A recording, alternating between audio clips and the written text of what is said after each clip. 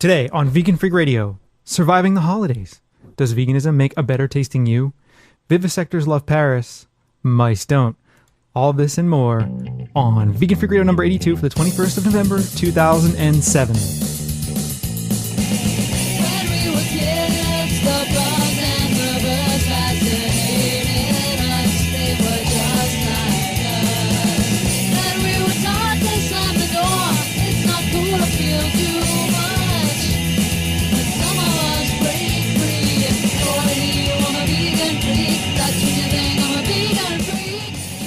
Coming to you from high atop their elite fortress of moral superiority, here are your protein-deficient hosts, Bob and Jenna. Hello, everyone. It's Jenna. And Bob back again, like we promised. We did promise, and we're delivering. Believe it or not. Yes. Although we are doing something dangerous, we're doing the show without having walked the dogs. Yeah, I know. Things could get really bad here. So we'll see. Well, yeah. We will walk them, but we just couldn't do it before the show. Right. We're going to do it after the show. Absolutely. Unless things go completely ballistic during the show. So anyway, we said we'd be back to talk about the holidays, and here we are back to talk about the holidays, and we want to talk about a couple other things while we're here.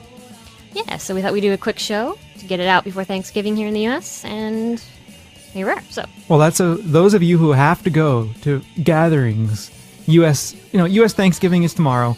Those of you who have to go to gatherings, you can sync up your iPod, run to your family gatherings, and hide in a corner somewhere with your little iPad Nano and listen to us.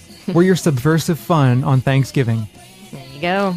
We can be. And, the stuff we're talking about applies to holidays anywhere in the world, It's true. right? It applies to Christmas, applies to any big gathering where they have a dead animal in the middle. Because, dead animal just says celebration. It does to me.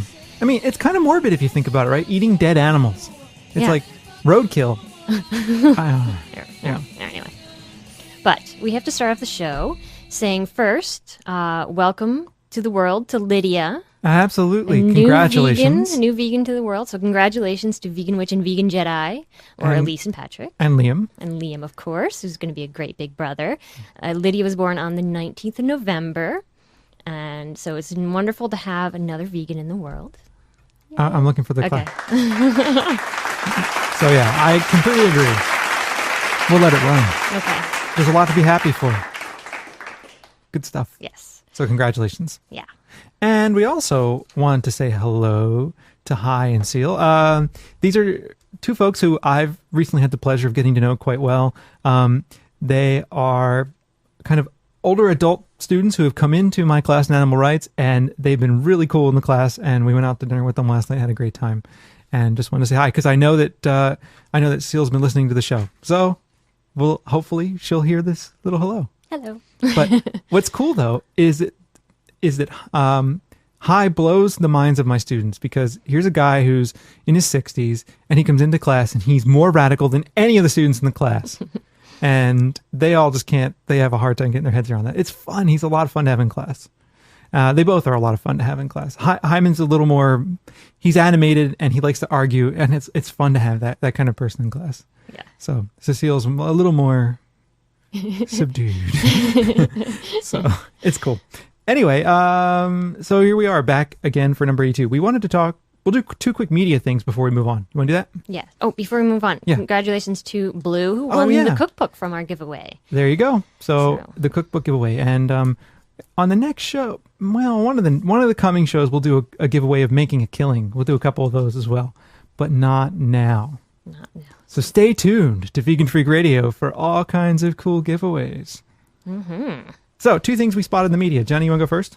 You want me to go first? No, you go first, because this then transitions into the next topic we want to talk to. Oh, yeah, you're right. So, it's a better transition. Right. Okay, so November 26, 2007 issue of Time. Special report, America by the Numbers. On the inside, in the briefing in the People section, there's a little tiny blurb called The Science of Celebrity. The title is Paris Relieves Pain. The study. Researchers noted that male mice licked their wounds less, indicating higher stress levels when a scientist was present. I'll get to this in a second. To determine whether the sight or smell of a human was to blame, they showed mice a cardboard cutout of Paris Hilton. The results, with fake Paris in sight, male mice, but not females, still spent less time licking their wounds, supporting research that indicates the sexes react differently to stress. Okay, where do I even begin with this idiocy? Number one, of course, mice are going to lick their wounds, indicating higher stress around vivisectors, because these are the people that reach into the cages and hurt the mice, usually, or do evil things to them. Does that make sense to you? That makes sense to me. Of course, they would be skeptical whenever any human comes by then. Right. Yeah. And, what is the argument we always hear from people who are in favor of animal experimentation? We always hear, we have to do it. These are life-saving maneuvers that we have to do to protect human life. And if we don't do this, we don't experiment on animals, humans will die. We'll never cure cancer and AIDS or anything else, right? And what the fuck are they doing? They're putting up cardboard cutouts of Paris Hilton. This is what we're killing animals for? And I guarantee you, at the end of that study, did I spit in your eye? No. Okay, good. I get fired up. At the end of the study, I guarantee you, these mice will be, quote unquote, sacrificed. Right. That's the word they use. Sacrificed. Now, this is ridiculous to me. And on top of it all, the vast majority of animal experimentation has almost nothing to do with any identifiable human gain. I mean, we're talking about things like, testing things we already know. That perhaps stress reactions are different biologically. Yeah. What another way we could figure this out is perhaps doing surveys of human beings and find out what they do when they're in a stressful situation. Exactly. That doesn't put any stress on the humans, and yet you can figure out and divide by gender as to whether or not females and males react differently to stress. Hello. I know. We don't need to torture mice to figure this out. But, behavioral psychologists have done tons and tons and tons and tons of animal experimentation with no clear-cut benefit, in my opinion, to prove things we already know over and over and over again. It's ridiculous. Not that I'm in favor of any experimentation, but I think the psychological stuff is particularly disturbing. And I mean, it's all disturbing. Let's not even put it in shades of gray, right? It's all disturbing, but the idiocy of this just really boggled my mind. I read it, and it's like, it's supposed to be one of those little cute things. Oh, it's cute. No, it's fucking stupid. Speaking of fucking stupid, I opened up the New Yorker from November 19th, and there is this 2-page ad towards the beginning, after a completely ridiculous Belvedere vodka ad, I might add. Look at this. Let me see. Look at this. It's like this guy lounging with 2 women at a bar. Like, I don't know. That's utterly ridiculous. This is the typical, who the hell's Terry Richardson? I have no idea. I know someone. But apparently we're supposed to care because that's supposed to make us want to buy this brand of vodka. I know someone out there knows who he is, but don't call because we don't care who he is. It's the typical, it's the typical, what do you call it? Menage a trois fantasy, right? Yes, exactly. Anyway, okay. So then I turn to that page, and there's another ad. This is from a credit card company, and it's got a picture of a smiling family, a mom, with gray hair, putting a very nasty-looking turkey-like substance on the table. A girl sitting there smiling brightly with, with red hair, and then some guy sitting next to her. Okay. It says on the left, "It was my first tofurkey, and I wanted it to be just right." Hey, the text on the right reads, "Well, my son Jack went and married a vegetarian." So I grabbed my city card and went to the store. I picked up the old favorites like cranberry sauce, mashed potatoes, green beans, and turnips, as well as 15 pounds of quote-unquote turkey tofu. The dinner was a hit. Alice knows she's already more like a daughter than an in-law. And all around, our family was feeling a lot of love. My husband Steve especially loved that I made a small turkey for him to eat later.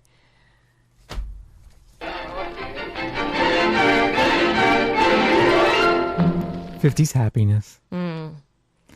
So yeah, okay, where to begin?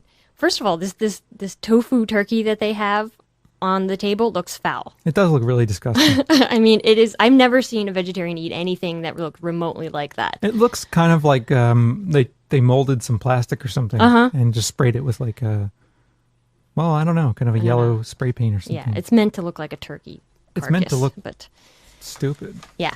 It doesn't look anything like Tofurkey. No, it doesn't. If I were Tofurkey, I would be really pissed off because Tofurkey's a brand name and they didn't put like a little T or anything. It was my first Tofurkey. You're right. They didn't do the trademark correctly. No.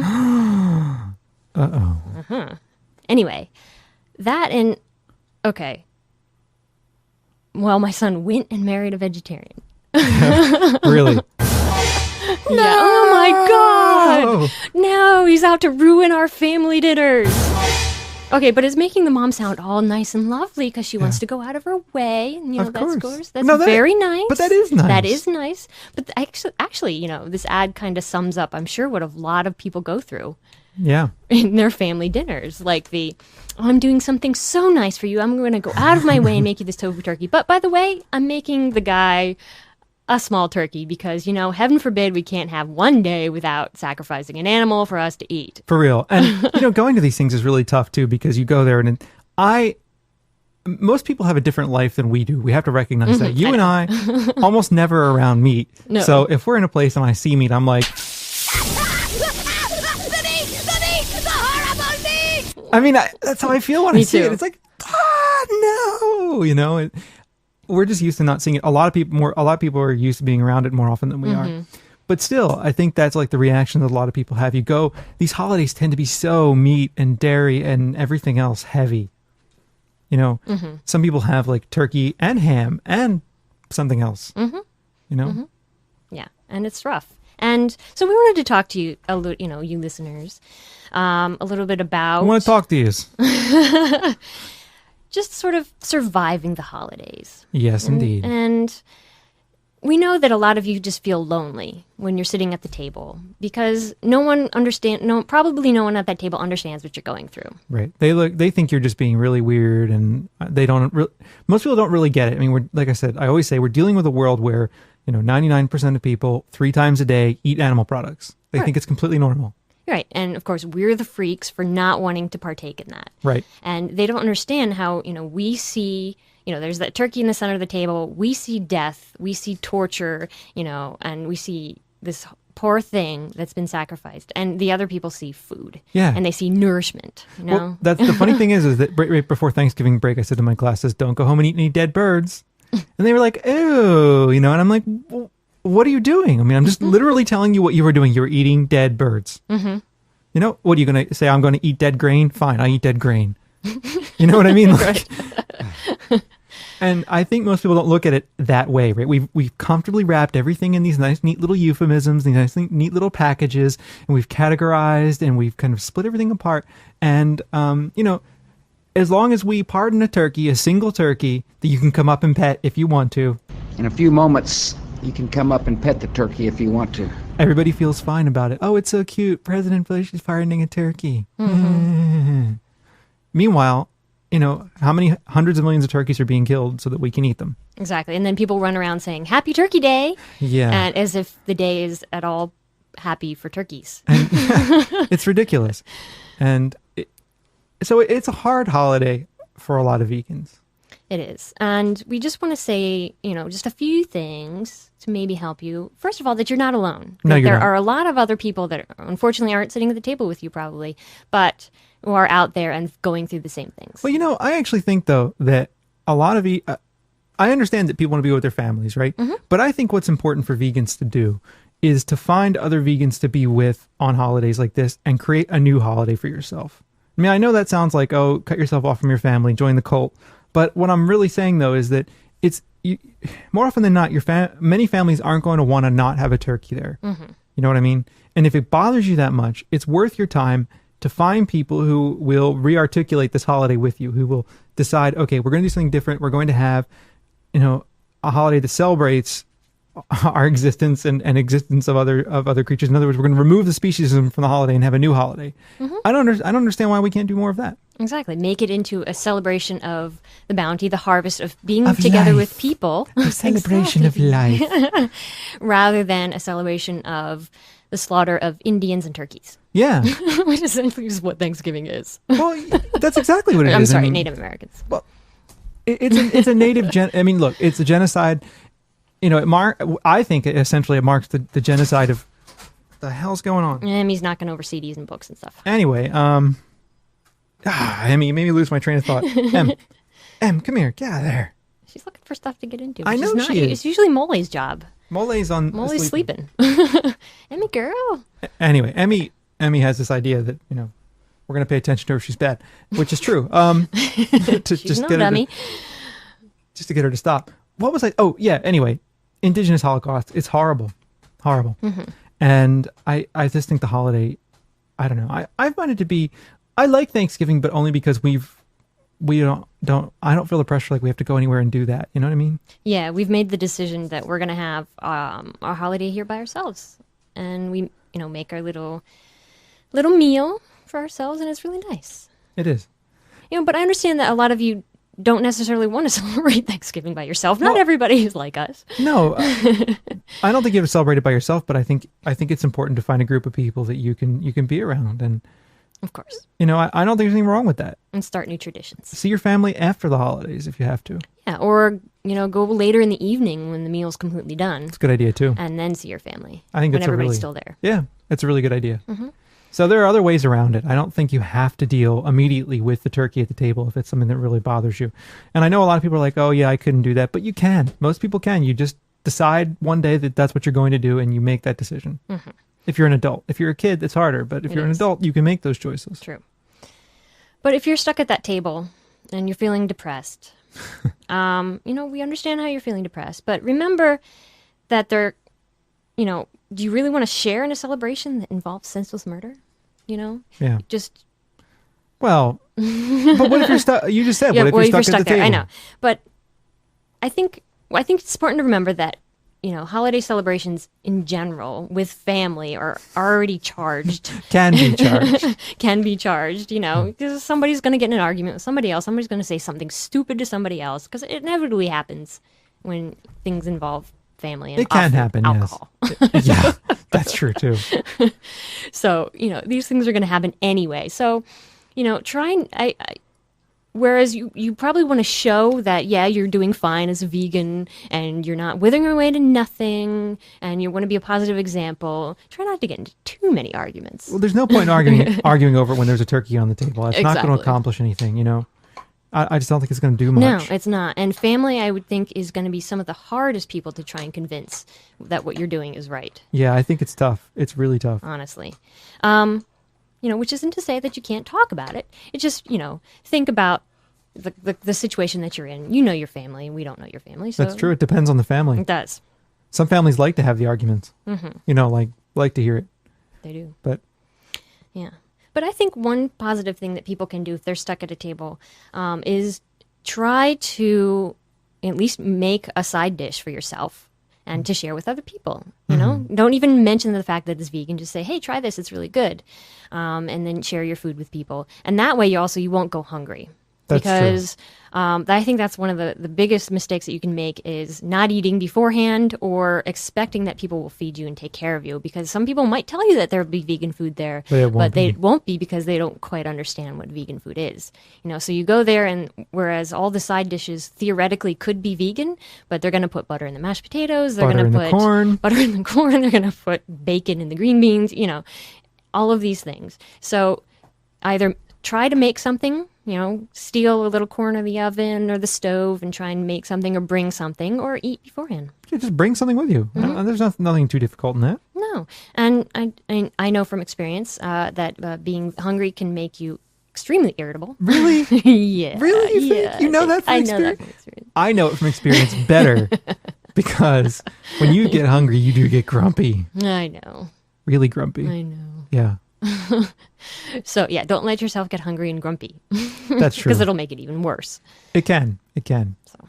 Well, it's not easy to survive the holidays. They're frustrating times. A lot of people have, it's like a double stress for some people. Mm-hmm. I actually enjoy being around my family, so I don't find them all that hard in that way, being around family. But some people have families that are difficult to be around, number one. But people feel like they have to be involved with their families, and I understand all that. It's complicated, but it's a really hard time, and I think often it just requires some diplomacy. Mm-hmm. And the expectation that you're gonna get stupid comments from somebody. It's inevitable. Steel yourself and just be ready for it, because I think some people are surprised when they get attacked, and because what you're doing is so different from what everybody else normally does. A lot of people will react differently to that. Some people will be like, okay, whatever, and then other people will be like, you drink soy milk? That's disgusting. So you're meat. They're gonna go through the whole gamut. Yeah, of course. Of stupid comments. So. I'll eat, whatever you don't eat, I'll eat double. Good, that kind of stuff. Right, exactly. Really stupid shit, and sometimes it really requires a lot a lot of self-control not to just haul off and smack someone. It really does. It does. Sometimes it really does. It does. But it's vital that you not haul off and smack people, A, because it's probably not a nice thing to do, and B, because I think, we've talked about this before, but I often think that meat eaters are looking for reasons to decide that our life is horrible. Mm-hmm.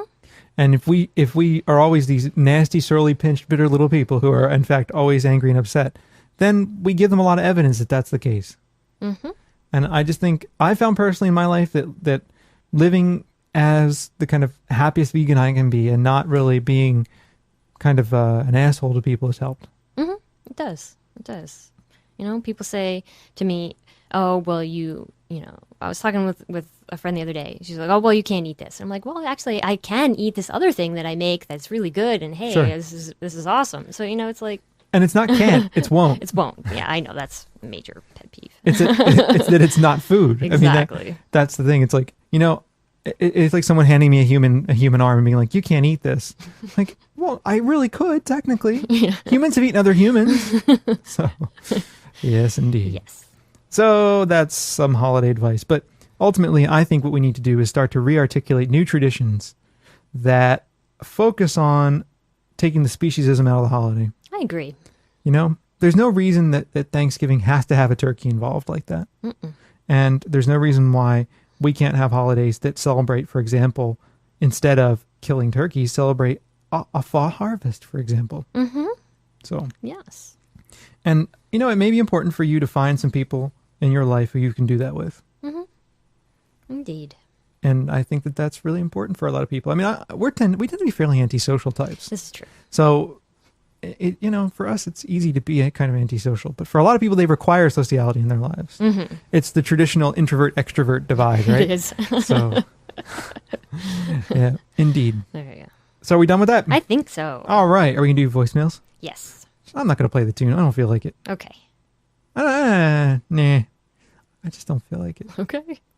So let's play some voicemails. Hey, freaks. It's Al again from St. Paul, Minnesota. And just wanted to leave you a quick message. Bobby mentioned something on the last podcast about a question, what would we do if we all gave up animal agriculture, and what would we do about all the jobs that are lost? I've had that one a few times, and I guess my response is always, what if we gave up war? And what if we could have world peace? How many hundreds of millions of people would be out of work? Yeah, so use that one. See if it works. Okay, you guys rock. Bye. Well, there you go. It's actually a good point. Yeah, it is a good point. If we were to give up the military-industrial complex, we would be screwed in this country. Mm-hmm. But, you know, it's something that I think a lot of people would be in favor of. Mm-hmm. I think so. Good stuff. Yeah. There you go. And let's go to this one from Raphael and Raphael. Right. Hallo, liebe Freaks. Also, wir möchten euch über unseren veganen... Uh-oh. Oh, hold on. Whoa. Oh, sorry, wrong language. Damn. Hey, Freaks. This is Raphael. And Raphael. From Switzerland. And we're calling you to tell you about the Vegan.ch podcast that we've been putting on the air in the past couple months. We just had our 5th episode. Yep. And we're very proud of it, and I think we largely owe it to you guys. You've been a real inspiration. Absolutely, to get going and start our own vegan outreach here in Switzerland. Yeah, we've been big fans of yours for quite some time now, listening to your podcast, and thought, why don't we get off our lazy vegan asses ourselves and start kicking in a podcast? So we're more or less the first one in the German-speaking world that are doing this. Yeah, so if there are, even in the States, some German-speaking people, please check us out at vegan.ch. And people all over the world who, you know, maybe come from Austria, Germany, or Switzerland, certainly, who are interested in veganism and want that more local touch. I mean, Switzerland is the land of milk and honey and chocolate and cheese. And all that bad stuff. So we really have a lot of things to go up against and a lot of things to talk about. A lot of events that are going on, animal rights scenes, veganism, etc. So please do check us out, and please, Bob and Jenna, keep up the good work. Keep the casts coming, because we like to hear them, and stay freaky. Yes, please do. Lots of more from you guys. So you can check out Raphael and Raphael at vegan.ch. That's awesome. I don't German speak- language podcast. That's great. A German language vegan podcast. Yes. I have not listened to it because I don't speak any German. Wish I did now. We'll go learn it. I don't speak in German either. It will take time. Yeah. But yeah, for all of you European vegans out there who speak German and all of you around the world who speak German, There you go. go listen. All right. Next voicemail is from Ashley. Hi, Bob and Jenna. This is Ashley voicemailing you from Calgary, Alberta, and I have just recorded this voicemail thingamabobby like 3 times, and every time I sound like such a doofus. Now, everybody thinks they sound like a doofus when they're on the radio, but I got to tell you, most people don't. Mm-mm. So, I want to just encourage our listeners that if you're going to leave a voicemail, it doesn't have to be perfect, but it should be under 2 minutes long. Yeah. Please. Yeah. Because I say and I pause and I say like, so I'm going to really try to make this short and sweet to save me the pain of re-recording it because I sound like a doofus. Anyhow, I am just wondering if any time in the near future it's possible for you guys to do that vegan sex show. Since show number 69 has passed, I'm not really sure when a good opportunity would arise to do so. And I'm just wondering if in that segment you guys could include a vegan and omnilove section, because I know it is possible. I am married to an omnivore, and I am very slowly transitioning into veganism. I'm lactose intolerant, so pretty much the only thing I have to cut out is cheese and milk. And Cut it out. I'm trying to find a good milk substitute for my cereal, because soy milk's kind of gross. Oh, stop. I don't even want to hear it. No more. Soy milk's kind of gross. No. Okay, soy milk is crushed up soybeans. Cow's milk comes from a cow's tit. I mean, Now really. tell me, which is more disgusting? Really? Cow's tit, a soybean. Now, if you drink soy milk, just drink it. Don't go back to your fucking death milk, okay? Just drink soy milk for a couple weeks. Try it. Mm-hmm. I didn't really like it at first, to be honest. Okay, I'm going to be honest. Mm-hmm. I didn't really like it at first. Now I can't. I don't notice that kind of soy taste to it. That's true. And there's no death involved. Nope. No suffering involved in soy milk. Mm-mm. The soybeans have not suffered. The soybeans have not been exploited to bring you soy milk. They don't have little soybean children that are hauled off to the veal slaughterhouse, right? Right. There's not a little bit of soy veal in every glass. Mm-hmm. With regular milk, there is. So we got to get you to stop drinking regular milk. It's not that hard. And cheese, put it aside. Just Yes. no. Slowly transitioning. No, stop. Put it aside. Walk away from it. Yeah. Plus, not to mention that there's rice milk, almond milk, hemp milk, Mm. hazelnut milk, barley milk, oat milk. There's like 20,000 kinds of milk. We're going to talk about man milk later in the show. Yeah, that too. It does probably not too good on cereal. There you go. in Calgary, so I'm really trying.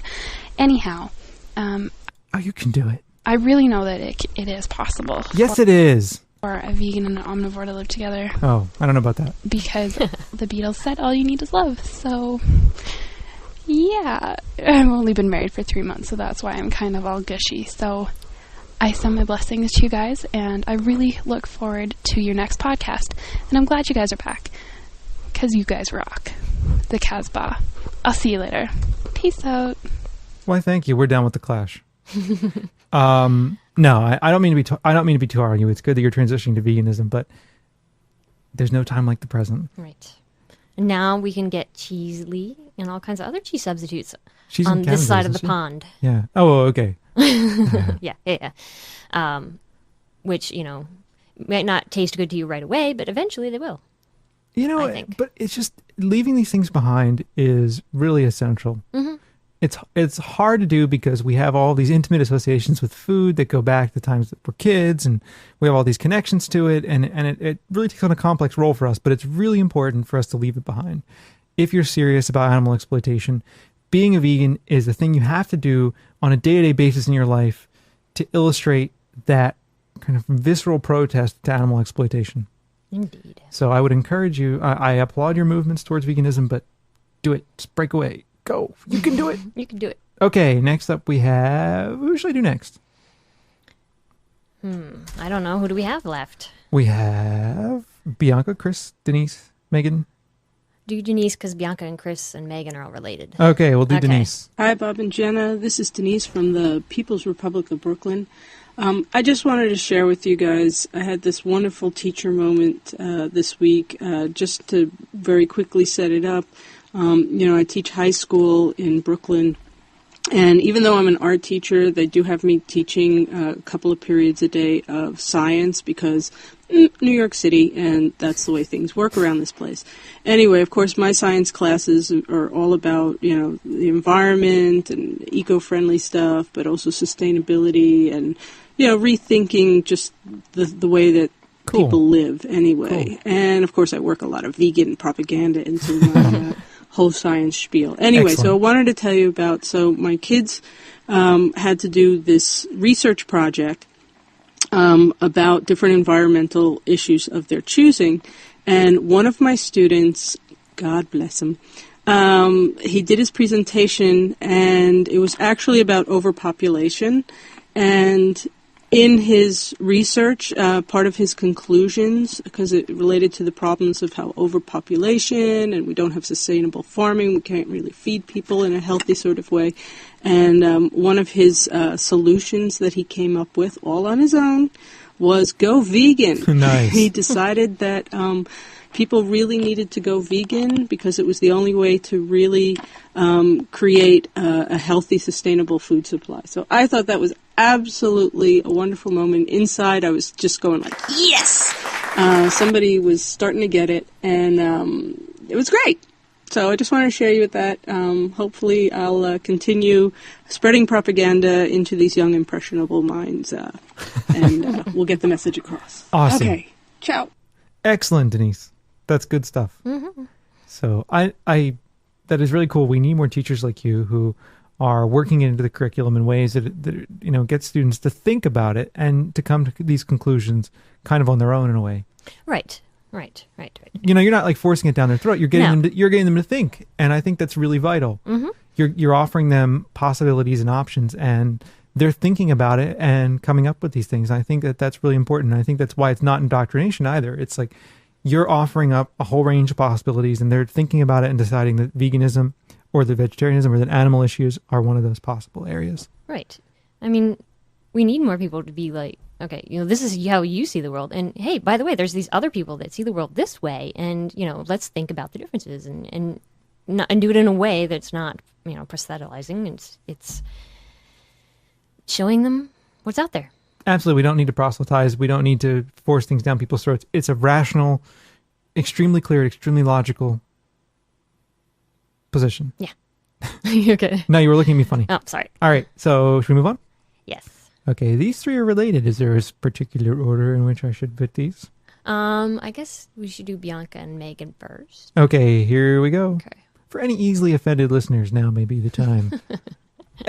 Do we have easily offended? No, if they are, they stopped listening long We've already ago. alienated them a long time ago. I love when they send us email too. It's great fun. We haven't gotten any of those in a while. Not that we're looking for them, by the way. No. They're annoying. Hey guys, just wanted to call in and pop my voicemail, Vegan Freak Cherry. This is Bianca, aka Dairy Free Yoga, on the chat and on the podcast. So to address your vegan cum issue, I cannot believe you guys did not say cum. Okay, first off, I'm not afraid to say cum. We're not afraid to talk about dicks or any of that stuff. I was talking to a reporter for Newsweek, and I thought, I don't know what her sensibilities are. I don't want to say cum to someone you know what I'm saying? Well, plus we were talking about men and women. True. Not just men tasting better, but women tasting better Well, also. Anyway. Okay, here we go. That's what it is. It does taste better, by the way. I used to date a guy way back in the day, like 10 years ago, and he was a vegan, and that shit was amazing. I had no problem going down and swallowing on that guy. So big props to all those vegan boys out there. I am newly single, just broke up with my vegetarian. I have a feeling you won't have a hard time finding someone else. No. Yeah, I'm sure you've got like 20 guys now that are lined up to get your phone number. The moment this podcast goes up, she's going to get 400 PMs on the forums. So, Bianca. Vegetarian boyfriend who eats fish. even as a meat eater, I never understood that. So as a vegan, I just realized that he's full shit. Good, because fish don't grow on trees. Besides the fact, all the other stuff that we broke up over, him being the vegetarian who eats fish, that was enough right there to end it. So, newly single, vegan girl. I am 28, live in San Diego, but will travel to Orange County for that right vegan boy. All the vegan boys I know around here are my ex-boyfriend's friends, so that doesn't fare well. That's about it. You guys are amazing, and keep up the great work. I look forward every day, sometimes more than twice a day, updating my iTunes podcast list to check and see when you guys have a new podcast up. So I was so excited yesterday to see that you guys had a new one up, and you guys had a huge effect on my great day, because first thing I did when I woke up this morning was roll over, open up my iTunes, and listen to your amazing show. So Bob and Jenna, I love you. Mwah, mwah. Keep up the good work. And any vegan single boys out there, dairy-free yoga, find me on MySpace, whatever it is. I love you guys. Bye. There you go, Southern California vegans. And speaking of people like hooking up through Vegan Freak Radio, through our chat room, whatever, people have met and had various kinds of liaisons and things like that, and they've traded dirty pictures and done all kinds of things. And better tasting fluids. And they've swapped fluids and those. I feel like, okay, do we charge for any of this? No, it's all free. I feel like we should get some props for this, at least spiritually speaking. So I think that if you have an orgasm via Vegan Freak Radio or via any of the things that we've done, the forums or the chat room, if by any of those, if that is the medium through which you have had an orgasm, I think at least once, if you've had multiple orgasms through any of the things we've set up, you need to say something during one of these orgasms, like, for the great glory of Vegan Freak Radio. Or something like that. What do you think? There you go. We deserve it. Oh, yeah. We're not asking you for money. We're just asking for, you just a moment of utter passion. Think of it this way. It beats yelling out the name of the wrong person at that moment. True. You just yell out, Vegan Freak Radio! Whatever. Okay, moving on. Okay. Megan or Chris? Megan. Hey, Bob and Jenna. This is Megan from Oregon, a.k.a. Herbstsonne from the forums. I am actually in the middle of listening to podcast number 80. Good job. I'm enjoying it, as I enjoy all of them.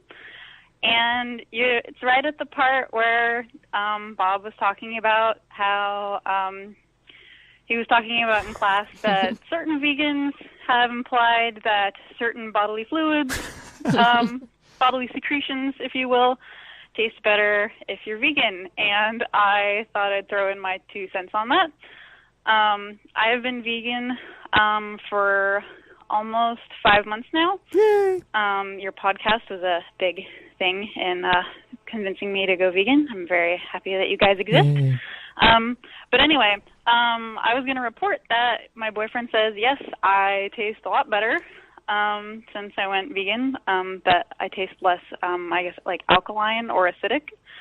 And I can honestly say, since I got him to go vegetarian, that he tastes a lot better. So I just got to push a little harder. Get him to go vegan. Offer incentives to get him to go vegan, I guess. So anyway, and I had actually heard in high school that vegetarians and vegans taste better than people who eat meat anyway. So this is not new news. This is proven scientific fact. Anyway, you guys have a great night, and talk to you later. Awesome. There you go. Okay. And speaking of scientific fact, Yes. next voicemail. Hey guys, this is Chris from Philadelphia, soon to be Chris from Portland, about 3 weeks out from that. I know that you've been talking a lot lately about body odor, attractiveness, and increased taste of body odor secretions on the show. And I just wanted to bring to your attention of a study actually from Czechoslovakia in the past year titled The Effect of Meat Consumption on Body Odor Attractiveness.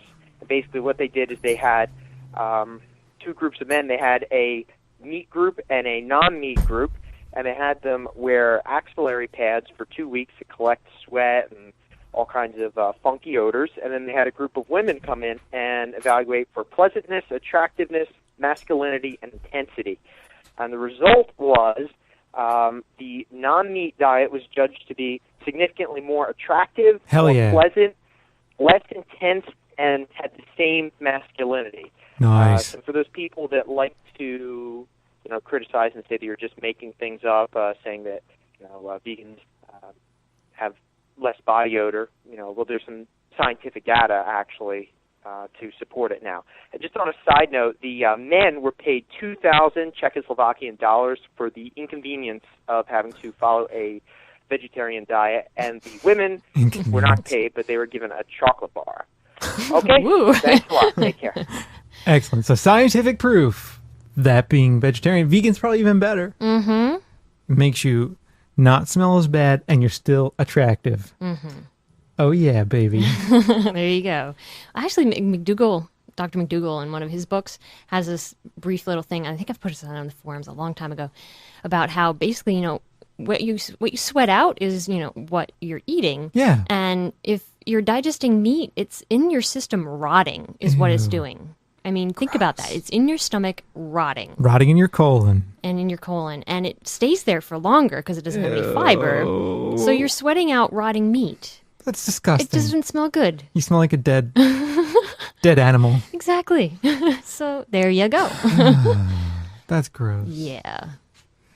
Yeah. So are we done? I think we're done now. Cool. Okay.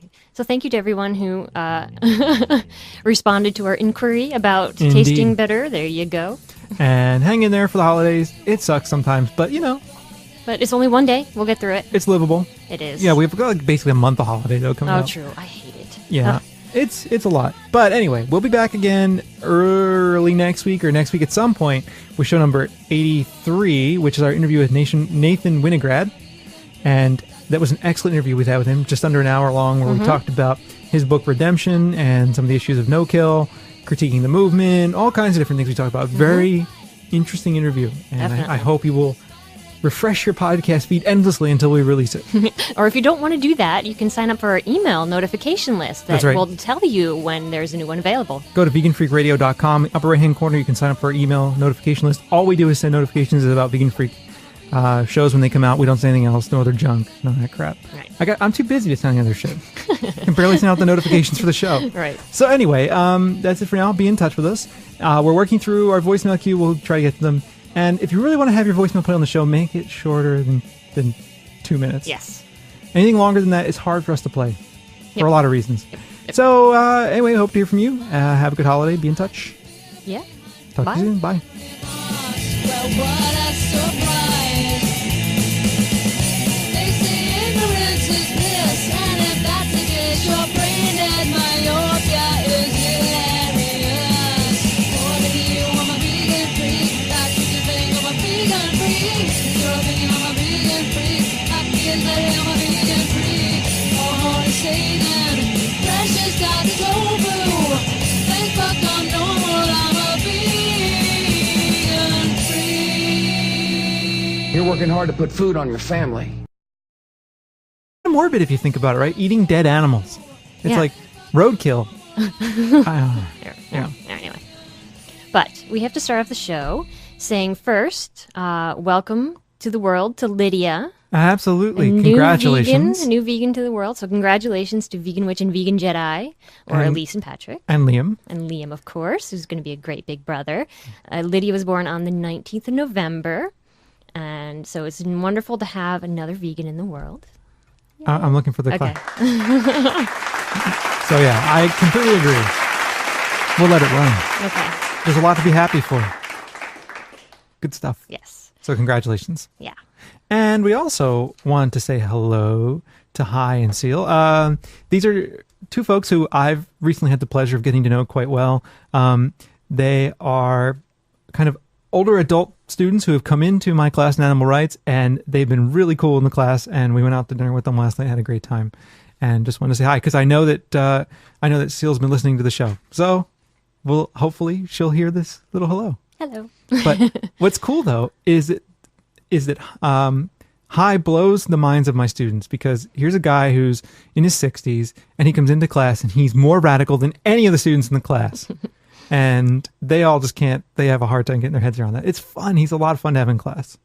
They both are a lot of fun to have in class. Hyman's a little more, he's animated and he likes to argue, and it's fun to have that kind of person in class. Yeah. So Cecile's a little more subdued. So it's cool. Anyway, so here we are back again for number 82. We wanted to talk, we'll do 2 quick media things before we move on. You want to do that? Yeah. Oh, before we move on, Yeah. congratulations to Blue, who won the cookbook from our giveaway. There you go. So the cookbook giveaway. And on the next show, well, one of the coming shows, we'll do a giveaway of making a killing. We'll do a couple of those as well, but not now. Not now. So stay tuned to Vegan Freak Radio for all kinds of cool giveaways. Mm-hmm. So 2 things we spotted in the media. Johnny, you want to go first? You want me to go first? No, you go first, because this then transitions into the next topic we're going to talk to. Oh, yeah, you're right. So, It's a better transition. All right. Okay, so November 26, 2007 issue of Time. Special report, America by the Numbers. On the inside, in the briefing in the People section, there's a little tiny blurb called The Science of Celebrity. The title is Paris Relieves Pain. The study. Researchers noted that male mice licked their wounds less, indicating higher stress levels when a scientist was present. Well, I'll get to this in a second. To determine whether the sight or smell of a human was to blame, they showed mice a cardboard cutout of Paris Hilton. The results, with fake Paris in sight male mice, but without having walked the dogs. Yeah, I know. Things could get really bad here. So we'll see. Well, yeah. We will walk them, but we just couldn't do it before the show. Right. We're going to do it after the show. Absolutely. Unless things go completely ballistic during the show. So anyway, we said we'd be back to talk about the holidays, and here we are back to talk about the holidays, and we want to talk about a couple other things while we're here. Yeah, so we thought we'd do a quick show to get it out before Thanksgiving here in the U.S., and here we are. So, well, that's those of you who have to go to gatherings. U.S. Thanksgiving is tomorrow. Those of you who have to go to gatherings, you can sync up your iPod, run to your family gatherings, and hide in a corner somewhere with your little iPod Nano and listen to us. We're your subversive fun on Thanksgiving. There you go. We can be. And, the stuff we're talking about applies to holidays anywhere in the world, It's true. right? It applies to Christmas, applies to any big gathering where they have a dead animal in the middle. Because, dead animal just says celebration. It does to me. I mean, it's kind of... Today on Vegan Freak Radio, surviving the holidays. Does veganism make a better tasting you? Vivisectors love Paris. Mice don't. All this and more on Vegan Freak Radio number 82 for the 21st of November, 2007.